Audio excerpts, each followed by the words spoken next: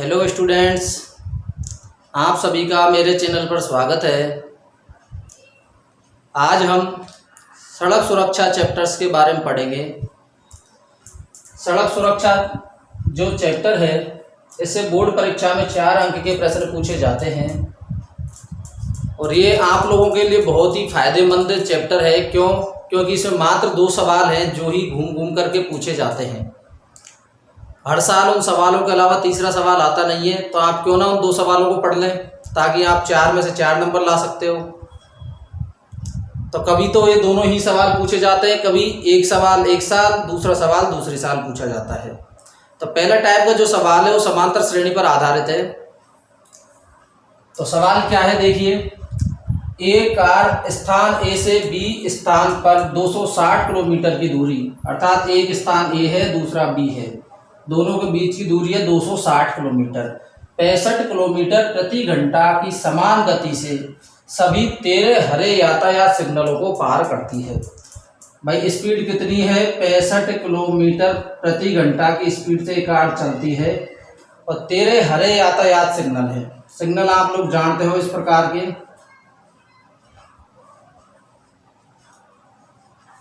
यातायात सिग्नल कितने हैं? 13, इनको पार करती है।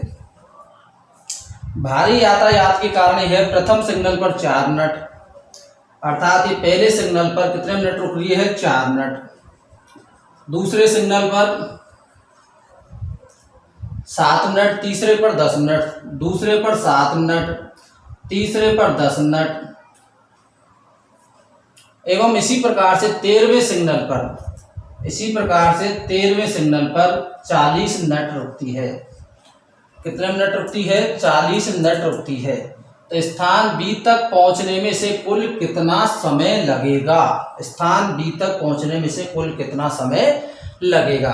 तो आप देखिए, पहले पर 4 मिनट, दूसरे पर 7 मिनट, तीसरे पर 10 मिनट। इसी तरीके से कुल कितने सिग्नल हैं अपने पास? 13। कितने सिग्नल हैं अपने पास? 13। अब इनको पार करने में कुल जो समय लगेगा इन सभी समयों के योग के बराबर होगा, अर्थात 13वें सिग्नल पर कितने मिनट रुकती है गाड़ी? 40 मिनट। तो आप देख रहे हो 4 और 3 7 और 3 10, अर्थात 3 मिनट के अंतर पर अगला पद आ रहा है। जब पदों के बीच में समान अंतर है तो आप लोग समझ गए ये समांतर श्रेणी है, जिसको अपन एपी से व्यक्त करते हैं। कौन सी श्रेणी है ये? समांतर श्रेणी, जिसको अपन एपी से व्यक्त करते हैं। इसका मतलब अपन को करना क्या है? समांतर श्रेणी का योगफल ज्ञात करना है। अब आगे पढ़िए प्रश्न को। उपयुक्त गणितीय विधि से हल कीजिए। इसको कोई भी गणितीय विधि से हल करना है तो कैसे करना है, देखिए। भाई ए स्थान से बी स्थान पर जब गाड़ी पहुंचती है तो बिना रुके वो समय कितना लेगी? एक तो वो समय ज्ञात करना है, और एक सिग्नल्स पर रुकने में गाड़ी कितना समय लेगी, एक वो समय ज्ञात करना है। दोनों समय को जोड़ देंगे तो जाकर के अपना कुल समय अपन को प्राप्त हो जाएगा। अब देखिए, दूरी दे रखी है 260 किलोमीटर, चाल दे रखी है 65 किलोमीटर प्रति घंटा। स्थान ए से बी स्थान तक जाने में लगा समय बराबर दूरी बटे 4 बराबर 260 बटे 65 बराबर 13 से काटेंगे, 13 पंजे 65 और 13 दूना 26। 20 में 5 का भाग देंगे, कितने घंटे आ गया? 4 घंटा का समय आ गया। अब ये समय कौन सा है? बिना रुके। कौन सा है ये? बिना रुके। भाई सिग्नल्स पर बिना रुके यदि गाड़ी जाएगी स्पीड में तो ए से बी तक जाने में लगा समय है वो लग गए 4 घंटे। अब सिग्नलों पर रुकने में कितना समय लगेगा? सिग्नलों में रुकने में लगा समय है, अर्थात अपने पास समांतर श्रेणी अपने पास क्या है? 4 7 10 इस प्रकार की समांतर श्रेणी है। अंतिम पद 40 है और कौन से वाले सिग्नल हैं? 13 सिग्नल। कुल कितने सिग्नल हैं? 13 सिग्नल, अर्थात समांतर श्रेणी पद कितने हैं? 13। और समांतर श्रेणी के योगफल का सूत्र होता है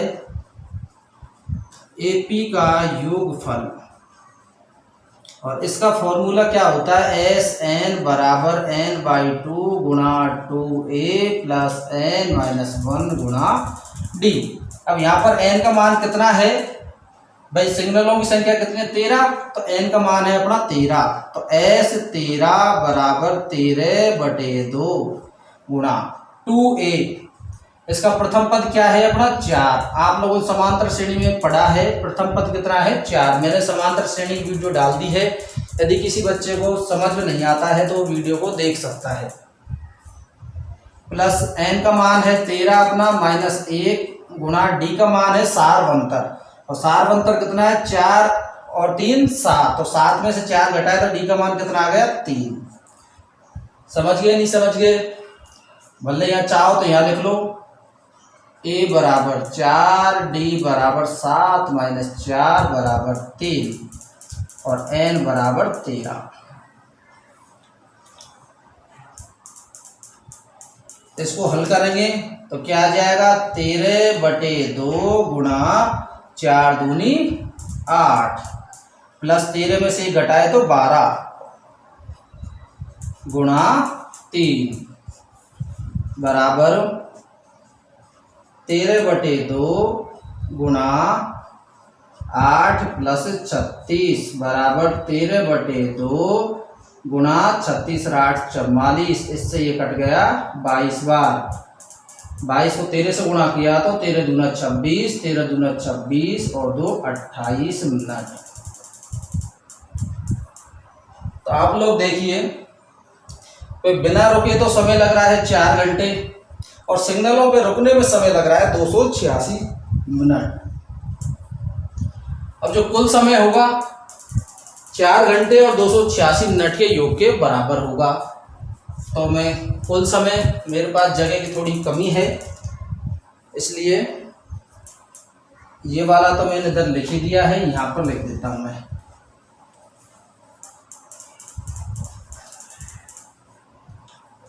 इसको बॉक्स बना देता हूँ। अतः ए से बी तक पहुंचने में लगा कुल समय बराबर 4 घंटा प्लस 286 मिनट। अब 286 मिनट को घंटे में कन्वर्ट करेंगे तो 4 घंटे और 46 मिनट हो रही है, तो इसको अपन लिख सकते हैं 4 घंटा प्लस 4 घंटा 46 मिनट, क्योंकि अपन जानते हैं 6 चौका 24 240 मिनट में कंप्लीट 4 घंटे हो रहे हैं, बची कितनी 46 मिनट। तो टोटल समय हो गया 8 घंटा 46 मिनट। कितना समय हो गया 8 घंटा 46 मिनट। ये अपना आंसर हो जाएगा।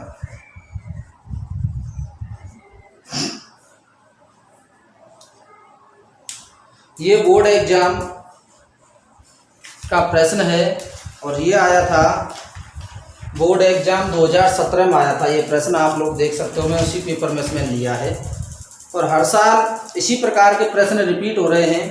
पिछले साल भी यही प्रश्न आया था, बस संख्याएं बदल गई थी। तो केवल 2 ही टाइप आपको याद करने हैं, एक तो ये टाइप है और एक है जो अपना कैमरे वाला है, सीसीटीवी कैमरे वाला, वो टाइप है। तो आप लोगों ने देखा कितना आसान सवाल है। इसी प्रकार से एक और प्रश्न लेंगे हम, आप लोग इसका स्क्रीनशॉट ले सकते हो।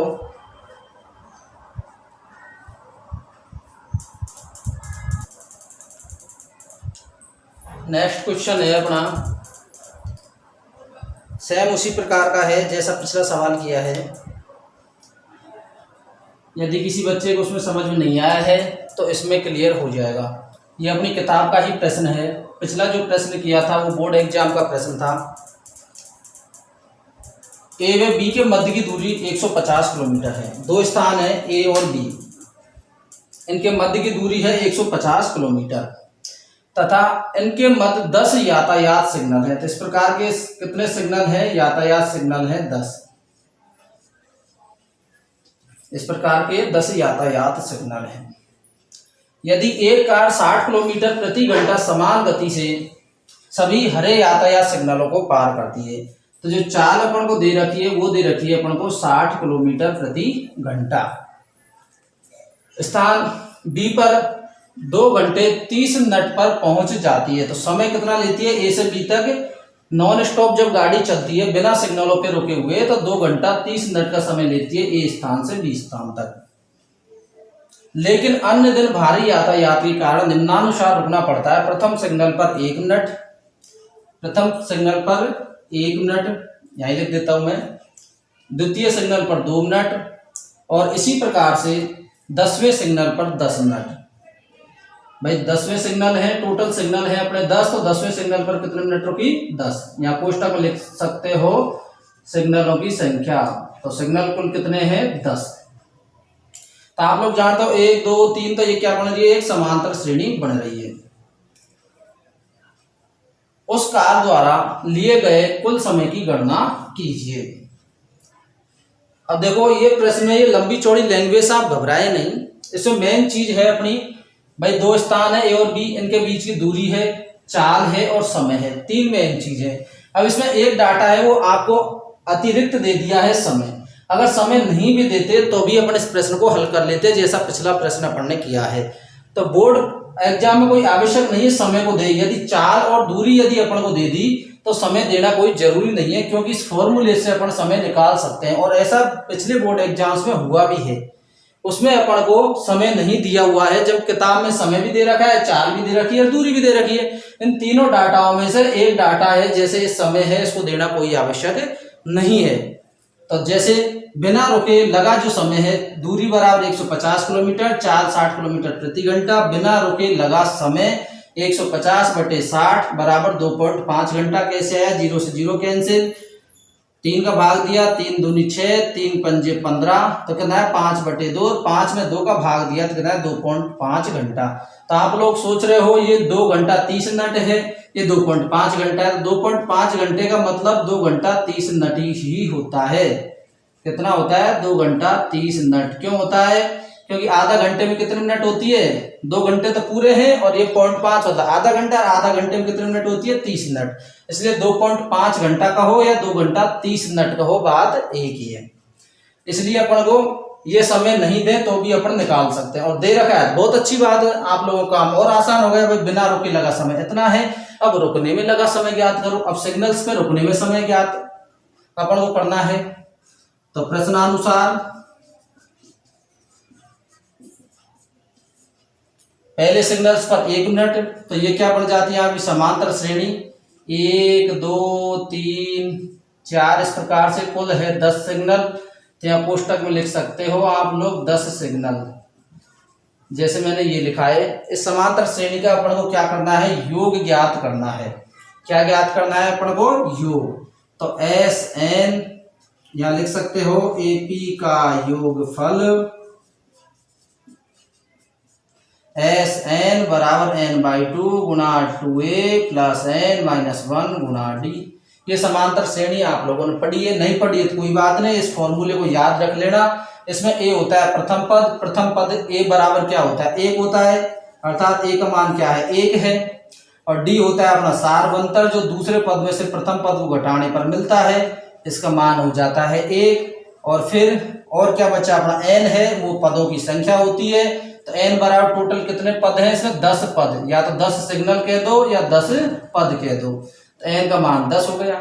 अब एस एन अपन निकाल ही सकते हैं। एस 10 बराबर 10/2 गुणा 2 गुणा ए का मान 1 प्लस n का मान 10 माइनस 1 गुणा d का मान है 1 बराबर 10 में 2 का भाग दिया तो 5, 2 को 1 से गुणा किया 2 प्लस 10 में से 1 घटाए तो 9, और 9 और 2 कितने हो गए? 11। तो 5 गुणा 11 बराबर 55 मिनट। तो 55 मिनट का समय है, सिग्नल पर रुकने में लगा समय है। बिना रुके समय 2 घंटा 30 मिनट है। तो आप लोग लिख सकते हो अतः ए से बी तक पहुंचने में लगा कुल समय। भाई एक तो गाड़ी बिना रुके चले और एक गाड़ी सिग्नल पे रुक रुक के चले, तो सिग्नल पे रुकने में लगा समय तो 55 मिनट है, और बिना रुके लगा समय है 2 घंटा 30 मिनट। तो बराबर 2 घंटा 30 मिनट प्लस 55 मिनट। तो अपन कह सकते हैं 2 घंटा और 30 मिनट और 55 मिनट को जोड़ेंगे तो कितने मिनट हो गए? 85 मिनट। और 85 मिनट को घंटे में बदलेंगे तो 1 घंटा और 25 मिनट। तो अपन कह सकते हैं 3 घंटा और 25 मिनट ये टोटल समय लगेगा गाड़ी को ए स्थान से बी स्थान पर पहुंचने में। तो प्यारे बच्चों, बहुत ही इंपॉर्टेंट सवाल है ये, और इसमें कुछ भी नहीं है, इतनी लंबी चौड़ी लैंग्वेज पर आपको नहीं जाना है। केवल 2 ही बातें अपन को देखनी है भाई, दूरी कितनी है, चाल कितनी है, और सिग्नल पर जो रुकने में लगा समय है उसमें सब में एपी बनेगी, समांतर श्रेणी बनेगी, 100% बात है। और समांतर श्रेणी के योगफल का फॉर्मूला आप लगाओगे, इस प्रश्न को हल कर लो, कोई भी दिक्कत वाली बात नहीं है। जितने सिग्नलों की संख्या है वो n का मान होगी। तो इस तरीके से आप इस सवाल को कर सकते हो।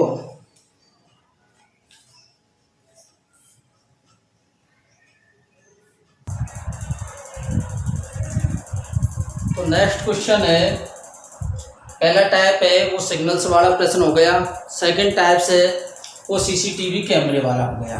केवल 2 ही प्रश्न बनते हैं इस प्रश्नावली से, और दोनों में से एक प्रश्न अति आवश्यक आएगा, 100% आएगा। तो क्या है प्रश्न देखिए, ये भी बोर्ड एग्जाम का प्रश्न है, और ये बोर्ड एग्जाम कौन सी का है ये भी मैं आपको बता देता हूँ। ये बोर्ड एग्जाम का पेपर है मेरे पास, बोर्ड एग्जाम 2016 का प्रश्न है। इसी प्रकार के प्रश्न पूछे जाते हैं। तो देखिए, एक सीधे व 8 मीटर ऊंचे पोल पर यातायात नियंत्रण के लिए सीसीटीवी कैमरा लगा हुआ है। तो एक पोल है अर्थात एक खंबा है, इस तरीके से इसकी ऊंचाई दे रखी है अपन को 8 मीटर, और कैसा है, बिल्कुल सीधा खड़ा है, और इस पर अपन को लगा रखा है सीसीटीवी कैमरा लगा रखा है इसके ऊपर। सीसीटीवी कैमरा आप लोग जानते हो इस प्रकार का लगा रहता है, थोड़ा तिरछा लगा रहता है वो, जैसे इस प्रकार का ये कैमरा लगा होता है सीसीटीवी कैमरा। यातायात को इस तरीके से देखता है, तिरछा देखता है। तो यातायात को जिधर ये देखता है उसको बोलते हैं अपन दृष्टि रेखा। क्या बोलते हैं उसको अपन? दृष्टि रेखा। तो इस प्रकार की जो रेखा है इसको बोलेंगे अपन दृष्टि रेखा, अर्थात जो कैमरा है वो इस प्रकार का लगा रहता है और ये इसकी दृष्टि रेखा होती है। क्या बोलेंगे इसको? दृष्टि रेखा।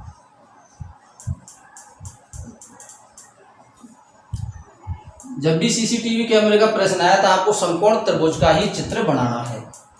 तो देखो, एक सीधे का 8 मीटर ऊंचे, तो ये 8 मीटर है। पोल पर यातायात नियंत्रण के लिए सीसीटीवी कैमरा लगा हुआ, जो पोल के सिर से 17 मीटर दूर दृष्टि रेखा।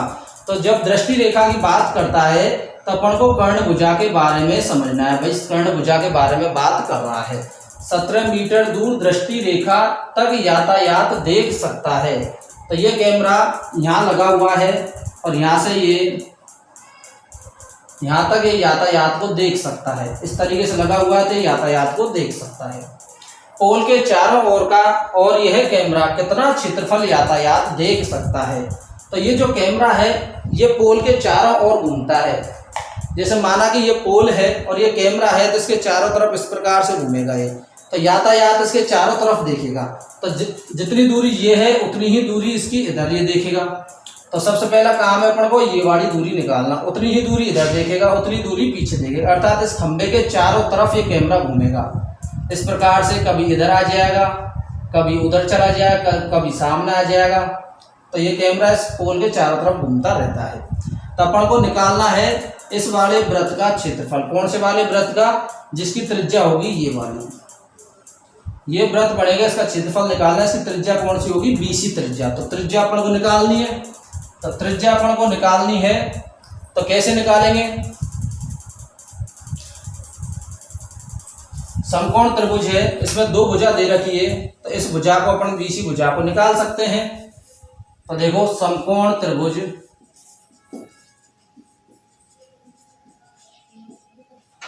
ABC में BC बराबर, तो आप लोग जानते हो कर्ण स्क्वायर बराबर आधार स्क्वायर प्लस लंब स्क्वायर का फॉर्मूला आप लोग जानते हो। तो BC भुजा है, ये आधार मान लो, और इस भुजा को यदि निकालना है तो BC का स्क्वायर बराबर कर्ण भुजा है अपनी AC का स्क्वायर माइनस AB का स्क्वायर। इस वाले फॉर्मूले से आप लोग निकाल सकते हो। आधार स्क्वायर बराबर कर्ण स्क्वायर माइनस लंब स्क्वायर। AC का स्क्वायर है 17, तो 17 का स्क्वायर माइनस AB है 8, तो 8 का स्क्वायर। 17 17 है, इसका स्क्वायर करें 289, 8 का स्क्वायर करेंगे तो 64, 289 में से 64 घटाएंगे तो कितने बच जाएंगे 225। तो BC स्क्वायर का मान आ जाता है 225, तो BC का मान आ जाएगा √225 और √225 का मान होता है 15। तो ये वाली जो भुजा है BC ये आ गई अपनी 15 मीटर। कितनी आ गई 15 मीटर।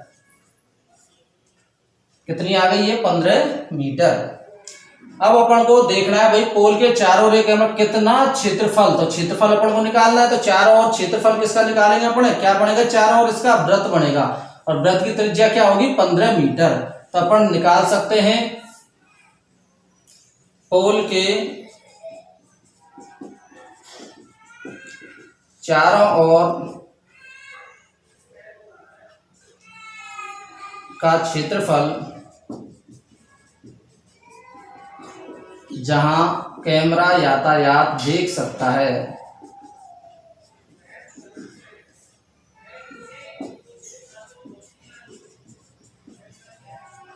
यातायात देख सकता है, बराबर पाई आर स्क्वायर। और पाई का मान आप लोग जानते हो 22/7, आर का मान आप लोग जानते हो 15 × 15 बराबर 22 × 15, 15 को गुणा किया तो कितना आ गया 225/7 और 225 को यदि 22 से गुणा किया तो 225 गुणा 22 तो कितना आ गया 25 × 2 = 50, तो 450 गुणा 450 0,594 ये आ गया 4950/7। आप लोग चाहो तो इसको यहाँ तक छोड़ सकते हो और भी यदि इसको आगे हल करना है तो इसको और आगे हल कर सकते हो।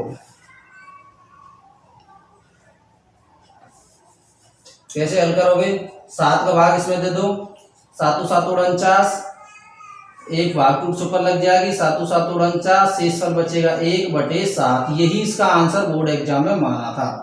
और क्षेत्रफल है मीटर है तो क्षेत्रफल की इकाई होती है वर्ग, तो ये हो गया वर्ग मीटर। तो ये इसके चारों ओर का क्षेत्रफल आ जाता है। तो बहुत ही सिंपल है प्रश्न, कोई भी दिक्कत वाली बात नहीं है। एक और प्रश्न लेंगे अपन इसी प्रकार का, आप लोग इसको जल्दी से स्क्रीनशॉट ले लीजिए। मैं साफ कर रहा हूं बोर्ड को।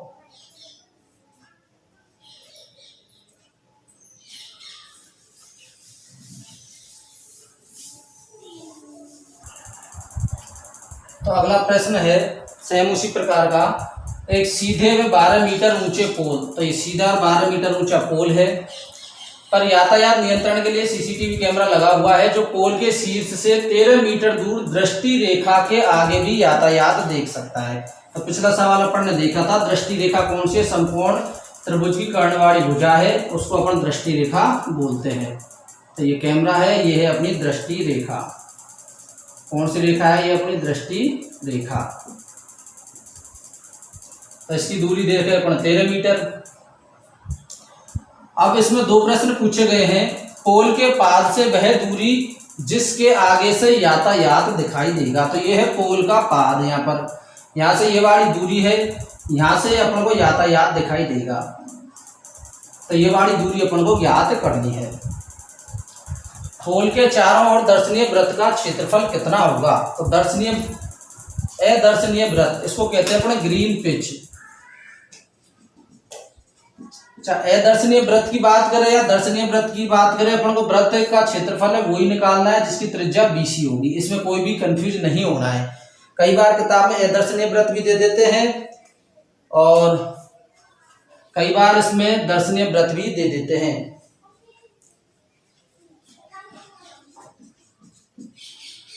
तो इसको बोलते हैं ग्रीन पैच। ठीक है बेटा, अब देखिए कैसे निकालेंगे।